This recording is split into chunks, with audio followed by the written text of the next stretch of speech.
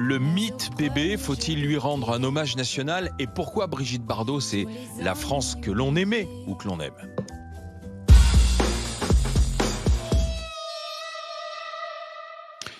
Bardot qui s'est éteinte donc hier, tôt le matin, dans sa résidence de la Madrague à Saint-Tropez. Elle était aux côtés de son mari. Alors il y a eu des détails sur son dernier souffle.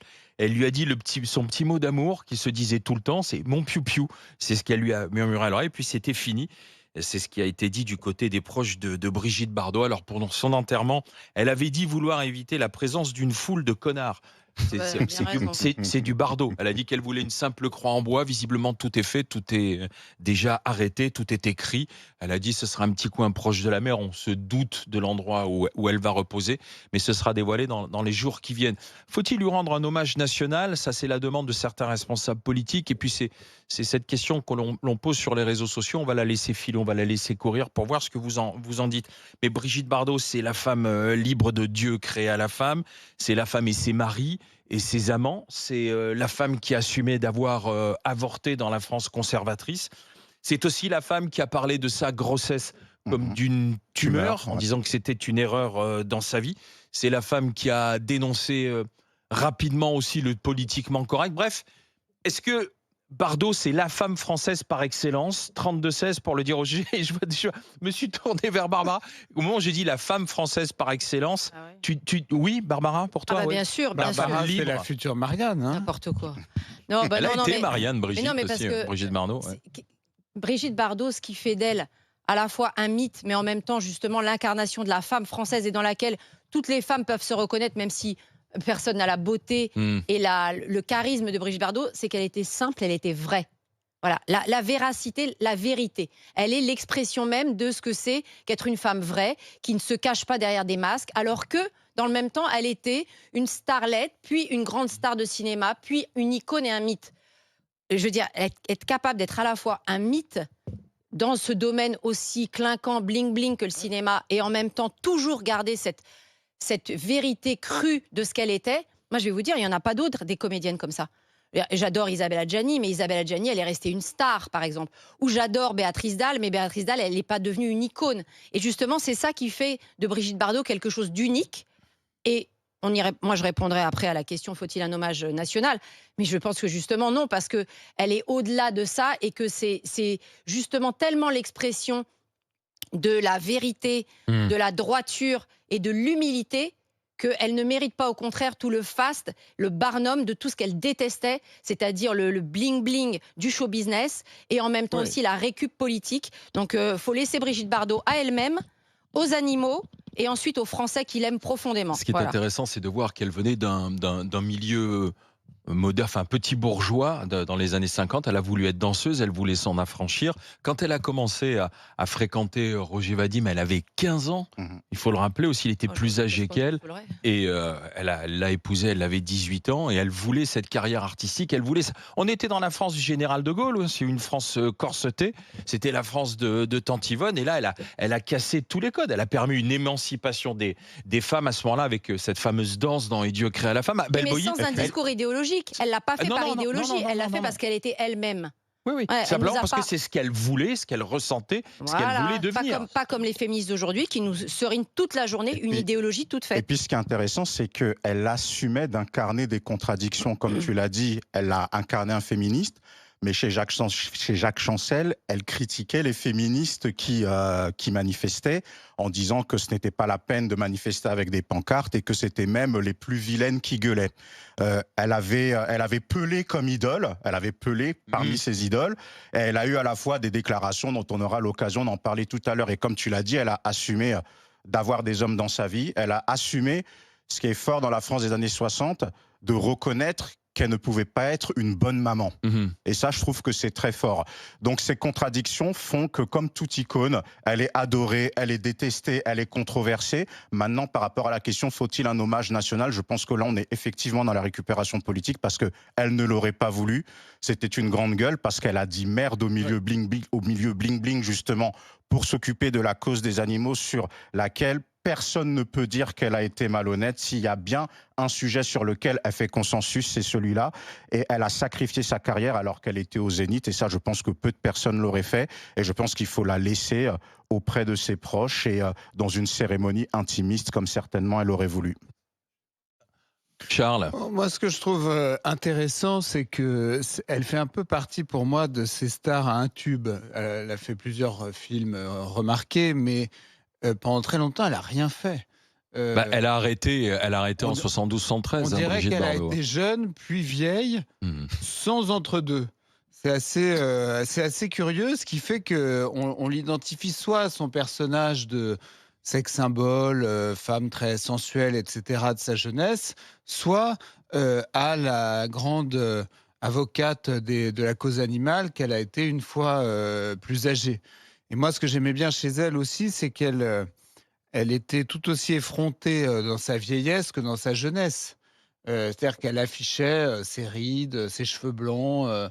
Elle avait zéro complexe par rapport à ça. Et elle n'a pas essayé de maquiller les ravages de l'âge. Et quand je dis les contrairement, ravages de l'âge, je le dis au bon sens du terme. Oui, parce que c'est les mêmes chez les hommes, les ravages de l'âge. Mais je peux vous dire que les l'âge- ravages de l'âge chez les hommes, c'est pas Jojo non L'âge te plus. transforme, et là où certaines actrices américaines veulent continuer ou d'autres actrices d'ailleurs, T'as vu de la tronche paraître, ou dépend, d'actrices parfois, c'est bien françaises fait, mais- veulent continuer Non. de paraître ou de ressembler à ce qu'elles étaient, elle l'a toujours refusé. Mais de toute façon, c'était logique, puisqu'elle s'est retirée de l'écran il y a plus de 50 ans aujourd'hui. était pas en C'était peut-être mode, même la dernière grande gueule à tout assumer, Brigitte Ouais, Bardot. tout quoi. à fait. Elle n'était pas en mode Jane Fonda à essayer de maquiller les outrages du temps. Même comme Isabelle on dit. Adjani. Et même on peut le dire. elle les assumait de manière, elle les assumait un peu crânement.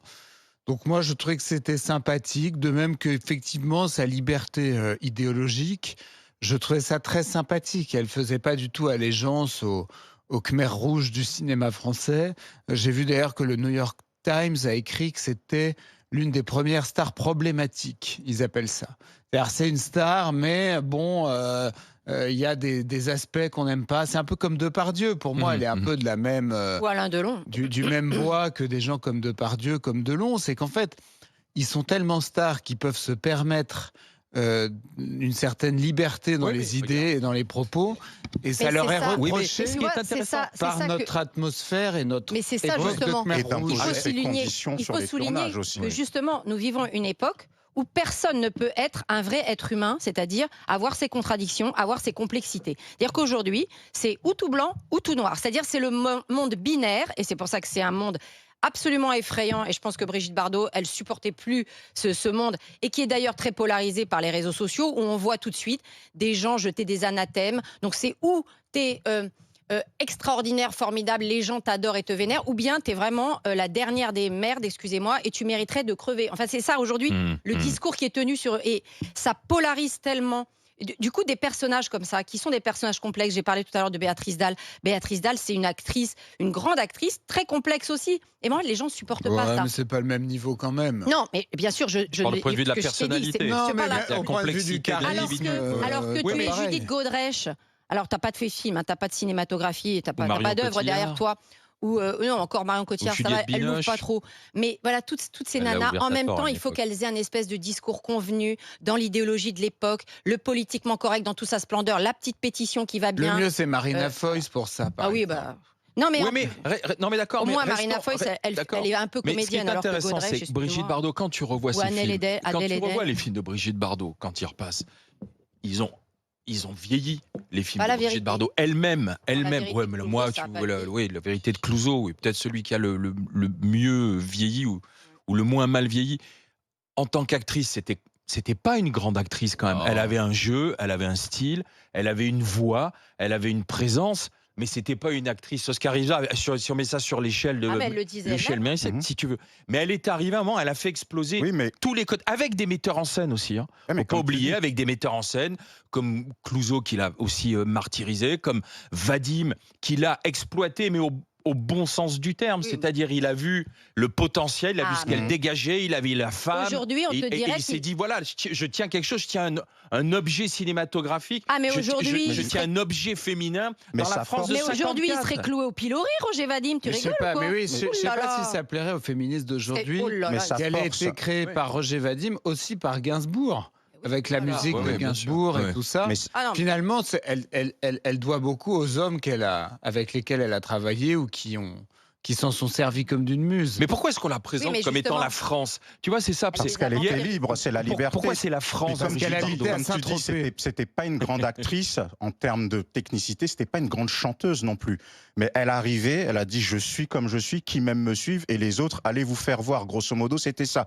Et on est dans cette époque des années 60, cette France de l'après-guerre, des 30 glorieuses, où les femmes sont dans l'émancipation, où la femme sort de la cuisine pour s'affirmer dans la société. Et malgré ses contradictions et malgré ses pardons, elle a quand même incarné cela. Et la manière, je le répète, dont elle a dit merde à tout ce milieu, c'est quelque chose qui est exceptionnel et je ne sais pas si on l'a déjà vu. Et j'aime faire le parallèle avec Marilyn Monroe, qui, elle, s'est laissée tuer par ce système et qui n'a pas eu la force de dire non. Et Brigitte Bardot a eu la force non seulement de dire non, elle a été une femme battue, elle a été battue pendant sa grossesse. Elle a aussi démontré qu'on peut être battu et rester digne. Donc de ce côté-là, elle a montré des choses et effectivement, ça force le respect, malgré certaines parts d'ombre et la contradiction qui fait partie Mais de la légende. moi, quand on dit, c'est vrai que c'est les hommes, que ce soit des réalisateurs, des compositeurs qui ont fait l'œuvre de Brigitte Bardot, mais justement, ce qui fait sa puissance, c'est qu'à chaque fois, c'est comme si en fait c'était elle qui les vampirisait.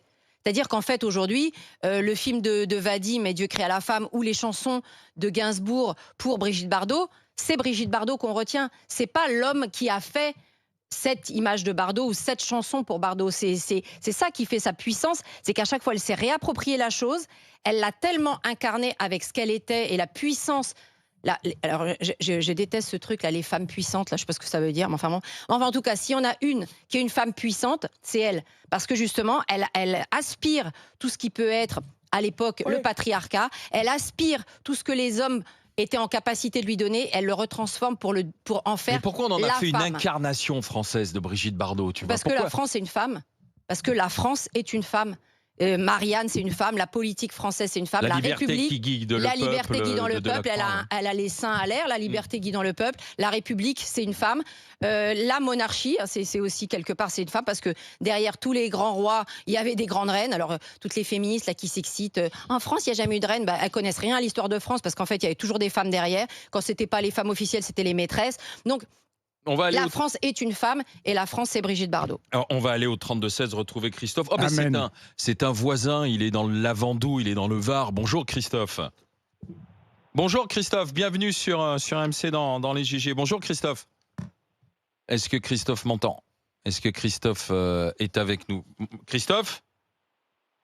Christophe que l'on va retrouver dans un instant. Ça reste Oui. un département Oui, mais non, mais ce qui est très isolé, le Var. Ce qui est intéressant, c'est que dans les hommages, Les gens sont justement, très repliés sur eux-mêmes. bah, tu sais, là maintenant, en plus, ils sont sous une bulle, ils sont dans le deuil, Ouais. les mots ont du mal à sortir. Ouais, exactement. Non, mais pourquoi est-ce que justement on n'a pas plus de féministes qui ont pris la parole hier, tu vois, pour rendre hommage à Bardot, pour rendre Parce hommage qu'ils l'aiment pas à cette liberté, pour rendre hommage à celle qui a incarné la puissance de la femme et la manière dont elle a su dire merde aux hommes et dont elle a ouvertement dit d'ailleurs, j'ai eu des maris, mais j'ai aussi eu des amants, c'est moi qui les ai choisis, c'est moi qui ai choisi ceux avec qui je devais partager la vie ou autre. Tu vois, c'est assez bizarre le traitement aussi qu'il y a là dans les réactions. Quoi. Comme toute icône, elle est clivante et elle critiquait les mouvements féministes aussi. Après, je pense pas qu'il faille opposer le féminisme de Brigitte Bardot à d'autres. Bien sûr, je suis pas dans les féministes extrêmes qui, elles, sont là pour culpabiliser les hommes, mais ça fait partie justement de la légende. Le fait qu'elle puisse critiquer les mouvements féministes, sachant qu'elle critiquait les mouvements des années 60, qui n'avaient rien à voir avec les mouvements d'aujourd'hui, parce qu'on parle quand même de la femme qui a le droit de vote depuis peu d'années, de la femme qui se bat pour avoir le droit d'avorter, et elle a osé critiquer cela, elle a osé critiquer les méthodes. Donc, je pense que le côté clivant, le côté contradictoire, la pardon, fait partie des légendes aussi. C'est Christophe, donc on a retrouvé. Bonjour Christophe. Oui, bonjour à tous. J'espère que vous avez passé de bonnes fêtes. Oui, ben j'espère pour vous aussi, Christophe. Ouais, Brigitte Bardot, c'est comme le disait Barbara, c'est la femme française, c'est la France par excellence? Non, absolument pas pour moi. Pourquoi? Alors moi, je respecte l'actrice, qui le dit. etc. Paix à son âme, c'était une icône, elle était magnifique, la plus belle femme du monde, tout ce qu'on veut, d'accord. Mais pour moi, une femme qui dit que son fils était comme une tumeur en elle, qui a pas réussi à élever son fils avec les moyens qu'elle avait, elle aurait pu se payer une nounou, je pense, si elle assumait pas. Elle a jamais élevé son fils, elle s'en a jamais occupé, et on dit que c'est une icône. Je suis désolé, moi c'est une mère avant tout. Ça doit être une mère, c'est une icône, oui, mais une femme qui n'élève pas son fils, pour moi, n'est pas une icône. Je suis désolé. Paix à son âme, ceci dit, je respecte l'âme des morts, etc. Mais là, je ne peux pas entendre dire que c'est une icône. On oublie trop ce côté-là. Ce côté-là, on voit le côté Madone, actrice, icône, protectrice des animaux, grande gueule, tout ce qu'on veut. Je suis d'accord avec ça. Mais à côté de ça, elle aurait pu assumer. Ça, c'est une tâche indélébile pour vous. Christophe, vous auriez préféré qu'elle soit une mère toxique pour son fils, en fait? Vous auriez préféré qu'elle lui transfère toute la mère, parce que vous savez pas ce que c'est une mère toxique qui veut pas de son enfant. Vous savez pas ce que c'est une mère qui n'a pas voulu de son enfant et qui est obligée de l'élever. Une mère normale, avec les moyens qu'elle avait, elle aurait pu elle y a consacré. Mais vous connaissez pas la réalité de sa vie. En fait, son enfant, il a été élevé par son père. Elle s'en souciait. Elle s'en est pas occupée au sens où elle n'a pas élevé son enfant parce que justement, elle n'avait pas envie de le faire et qu'elle n'avait pas envie de mal le faire. Donc elle a laissé Jacques Charrier qui la battait, comme ça au passage. Mais bon, bref. Mais ça, c'est pas grave. Il vaut mieux peut-être confier son enfant à un père qui battait sa femme. Mais bref, elle, justement, elle ne voulait pas être une mauvaise mère pour son fils, ni peut-être être une mère toxique. Mais excusez-moi, vu les dégâts que font les mères toxiques, moi je me dis qu'elle a bien fait. Christophe, sur la mère toxique, vous avez raison sur la mère toxique. Ceci dit, pour moi, une mère, avec les moyens que Brigitte Bardot avait, si elle se sentait pas d'élever son fils, elle aurait pu prendre une nourrice à la maison, une nounou qui s'en occupe correctement et qu'elle voie son fils à côté. Vous voyez ce que je veux dire? Pour l'aider avec les moyens qu'elle avait. Et comme au XVIIe siècle, oui, c'est vrai. Alors justement, Christophe, vous avez raison, et dans ce que l'on peut lire aussi sur Bébé, c'est une personnalité qui avait ses côtés aussi sombres. Il y a eu ce qui s'est passé avec son fils, mais elle-même dit: je n'aurais pas pu l'élever normalement.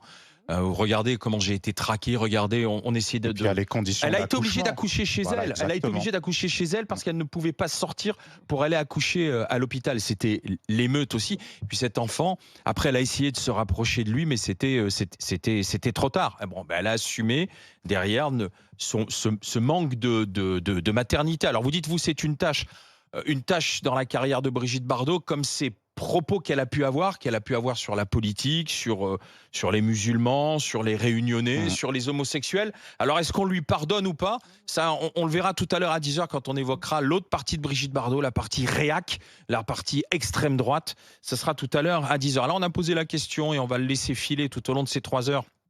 Est-ce qu'il faut un hommage national pour Brigitte Bardot? Oui ou non? Voyons ce que vous en dites. Vous dites oui à 59%.